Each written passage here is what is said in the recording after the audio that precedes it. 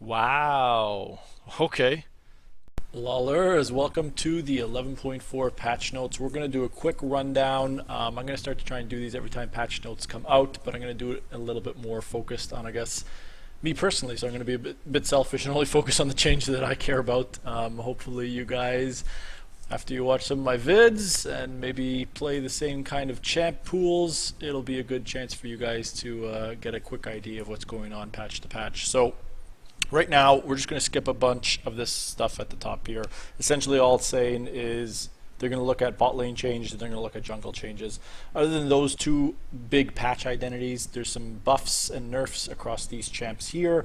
It looks like some of the top lane bruiser powerhouses like Renekton and Camille are going to get shoved down a little bit. Skarner, Samira, and Kaisa are all going to take nerfs. If you guys play any of those champs, watch out. I'm surprised Udyr is not on this list, or the Chemtech is not on this list. That's very interesting because that guy's been running rampant. They don't want to nerf him yet. And then the buffs to a bunch of these champs here. So, I mean, from this list, what sticks out, what I'm excited about seeing is the buff to Tryndamere. And that's essentially it. Like the rest of these champs, I really don't care for that much. I mean, Urgot's pretty cool. I'm interested to see how they're going to buff him. Cat, I just hate anyway, so whatever, we'll see. And then obviously you have the item changes here for the Grievous Wounds. I'm excited to see what they're going to do for Grievous Wounds because whenever I build a Grievous Wounds item, it seems to do nothing. And I don't know if you guys have the same experience in your games. These feel like they literally reduce no healing. Like you're just building the item and Riot's playing a big trick on you. So I'm interested to see what they're doing with those. So just to breeze through some of these champ updates for you guys. Base health here, it looks like has gone up by 2 points for Amumu. So big changes there. And then you got the E tantrum damage going, what is it? It's going up later on as the game goes. So big deal. Braum, this guy, no one ever plays. Like, I haven't even seen a Braum in the last 100 games, so I don't know who plays this guy. If you play Braum, let me know. I've never seen this guy in recent memory, so I don't really care whatever they're doing to him. It looks like they're reducing the arc cooldown. Okay, sure. Caitlyn, base stats, damage growth is going up, and the attack speed growth is also going up. Kate's, I feel like one of those stat check champs, so if these help her out enough where it pushes her above the average ADC, you're going to see Caitlyn go up big time in the meta. If it doesn't, then people just won't play her. Okay, so this one, Camille, I'm interested in this. So the W cooldown increased. So on that tactical sweep, you're going to be able to use it a little bit less now during the game, from 15 seconds early on to all the way up to 17 seconds. So, you know, you're already waiting 15 seconds to use it. I don't know if 2 seconds makes that much of a difference, especially because I don't think you could really spam this ability early on or you'd run out of mana. So I'm interested to see what happens. And then, you know, later on with the game, it still holds at a 2 seconds. So they've increased it across the board. We'll see. I don't think it's really going to change the trading pattern of her in lane too much, which is the real problem. The fact that you can trade with someone and basically take no damage. So we're going to see what happens with her. Fiora, another interesting champ. I like playing Fiora a lot at the top lane. So they've looked to increase her passive damage here off the marks from 2.5% all the way up to 3%. So big changes there. I think Fiora's power level is really going to be more dependent on the item meta and if they buff or nerf items in the future. And right now, none of her core items have been buffed or nerfed from the last patch. So I don't think there's going to be a real change there. Jinx base health has increased. Who cares? I don't play Jinx. Screw that champion. It just doesn't feel good playing. It feels really clunky to me. Kaisa, so this one's been tearing up the rift here. So it looks like they're trying to nerf down the Acathian Rain here. So the base damage per missile, the max single target base damage, and the max evolved single target base damage has all been decreased. So interesting to see if that actually reduces her from being one of the top ADCs or not. Alright, let's see what they've done to this jerk in the mid lane, Katarina. So our on-hit damage ratio now scales. Perfect. And damage per knife increased. Okay, so they are buffing up her R. On the surface, this I don't think will make her beat out matchups where she's currently losing or make her more viable in a 5v5 scenario, give her a little bit bonus damage. That's great. I think the real thing that's going to push Cat over the edge is if they give her these little buffs over time across patches, and then they buff an item like the Kraken Slayer up again, and her on-hit builds become viable. then you're going to see her kind of snowball out of control again. But right now, I don't think this will make too much of a difference. It'll just make kind of playing her maybe when you're even with another champion in that mid game, you'll have a little bit more chance to win the 1v1 or skirmish a little bit better. But Urgot, W on hit damage effectiveness increased. So the on hit damage ratio, this is actually a huge 25% buff. So if you're an Urgot main or you like playing him but you feel he's just a bit too weak, I am very excited for this buff. 75% now, that's a pretty big change. Lee Sin, for all the crazy Lee Sin maniacs out there, they've reduced your Q Sonic Wave cooldown from 11 at the start down to 10, and then at the end from 7 to 6. So you got a 1 second cooldown reduction on your Q. I don't think this is going to make or break him. They think that this is going to push him towards his visions of zooming around the map. I don't think so, but who knows? We'll see. They're going to probably have to buff up his shield if they really want to make this guy super viable again right now, because if you queue into somebody and they can just wreck you, what's the point of going in?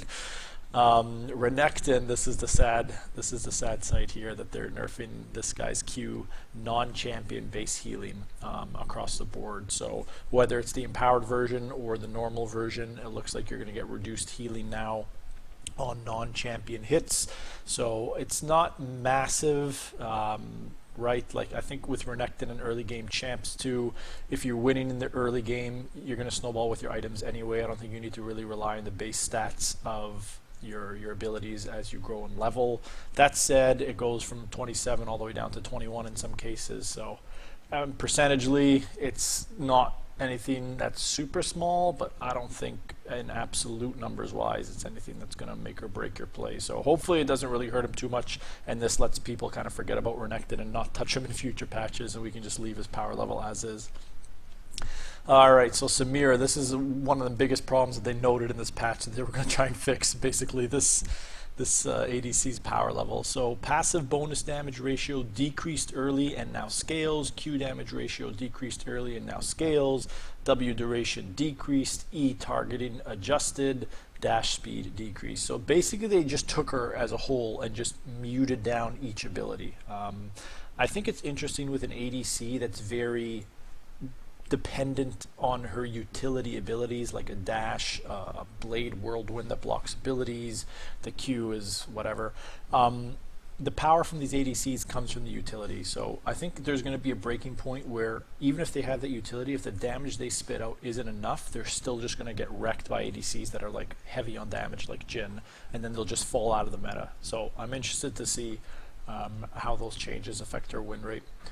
Skarner, this is like an Udyr. This guy abused the Chemtech like movement speed off of that mythic. So, I mean, reducing his base health from 601 to 580, and then the health growth from 90 to 85. I mean, it'll make the jungle clear, at least early, a little bit more dangerous for him, and maybe getting off some of those early ganks. But it's not going to stop this guy's power level in the mid game once he gets his full first mythic and is absolutely zooming around the map and catching whoever he wants, like Udyr. Like, I'm very surprised they touched Skarner, but not Udyr. Soraka, Q movement speed increased and base heal increased. Okay, so I think this is just playing into they want to remove and lower down some of the burst of potential in the game, so they're going to buff a champ like Soraka. Talon, man, this guy needs some love. He used to be strong. He's kind of weak now. Burst mages are stronger than him, I feel, and other assassins are much stronger. So his W cooldown now scales and bonus damage ratio increase. So they're trying to buff up that W rake a little bit more for this guy. Tryndamere, one of my favorites. What did they do with this guy to make him a little bit more viable? He was hit pretty hard with the item update. Nothing really synergizes super well with his kit like it used to. But we're trying to bring our Furious Fellows base AD up to help him out. Oh, okay, right. What'd you do? 3 points. Beauty. Varus, who cares? I mean, like, Varus is so weak right now. A little buff to his W isn't going to change anything. Veigar, Q cost decreased. Okay, not the cooldown, just the cost. And then the R cooldown decreased later. I mean, that ability is just broken to begin with, so the fact that you're going to have it up more often is great, for Veigar players anyway. And then the Q, it looks like it's going from a cost of 40 at the start down to 30, so they're slowly reducing some of the mana cost by a small amount. I mean, the real change here is just if this, like, over the first part of the lane phase before you recall lets you get like another 5 Qs off before you run out of mana kind of thing, right? Like, I don't know what it's actually going to equate to, but that's what you're looking for out of that buff. Okay, items. They increase attack speed of the Rage Blade, big whoopee. I don't think it changes the fact that the same champs that use it will use it more effectively now, and the ones that don't want to touch it still won't touch it. Moonstone Renewer, who the hell cares? Okay, Grievous Wounds. This is the one here I was interested in. So the Grievous Wounds were meant to be a reactive purchase. They are performing below expectations. Of course, these items I feel like do nothing. They absolutely do nothing. Why would I ever build one of these Grievous Wounds in the current state when I can just build more attack damage or other defensive stats that'll help me? Like the Grievous Wounds seem like such a waste of money. So buffing their stats a bit so the trade-off between other legacy items is less sharp. So the ability power in Meronomicon is going from 70 to 80. Okay, so they actually didn't change the Grievous Wounds part of this. It's just giving you another 10 ability power. The attack damage on Mortal Reminder went from 20 to 25. Whoop-de-doo. And then the health went from 150 to 250. I think this is honestly the biggest one here. You get another 100 health. But again, I don't think they've attacked what I feel is the issue with these items, that it doesn't actually reduce healing. Like, I'm building these items against Aatrox, for example, or Vladimir, and those guys are still healing through it. So, I don't know. Mage items, this is going to be one to watch here. Cosmic Drive, they've put in some extra ability, haste, and movement speed on this item. When you get to a certain ability power, that's going to be pretty powerful on certain champs, I think. So you see some mages starting to build this a little bit more now. And then the Everfrost, you know, with Rod of Ages being gone, I think they're trying to buff this up a little bit so that you have a Rod option now where you have a little bit more health and a slow and AP in that item there. The other big change for this patch obviously is the jungle camp changes. They're basically going to decrease the amount of gold and experience that you get across a variety of camps. You've got the Gromp, the large Krug, the small Krug, and the Crimson Raptors. So early on, this is just going to mean you're going to get less gold income. You're going to have a harder time getting levels and leveling up, and then obviously that's going to impact your early game prowess and some of your scaling if you don't really get off to a great start. So this is interesting because junglers are either at the mercy of all of their lanes and just feel like a support to their team some games and some metas, and other metas like recently you can absolutely carry a game and decide the outcome as the jungler. So it's a fine line. I don't know what this is going to do to them. I think a lot of jungle mains are going to be very, very pissed about this because they were finally in a spot where they felt like, you know, you can queue up as a jungler and decide the outcome of the game, which is good. Every player who queues up in any role should be able to feel like they can do that. I don't think there's too much else to cover here, guys. Incoming healing update, in-game shop updates, Clash build a team, and then some bug fixes, which are key. So, yeah, big change, I think, in this. The non-existent change to the Grievous Wound updates. That's great. Nerf down to Samira. I don't think anybody else is really going to get hit by any of those nerfs, to be honest. And then some buffs to a few of these champs here. So, let me know how it goes, guys, and I'll catch you in the next one.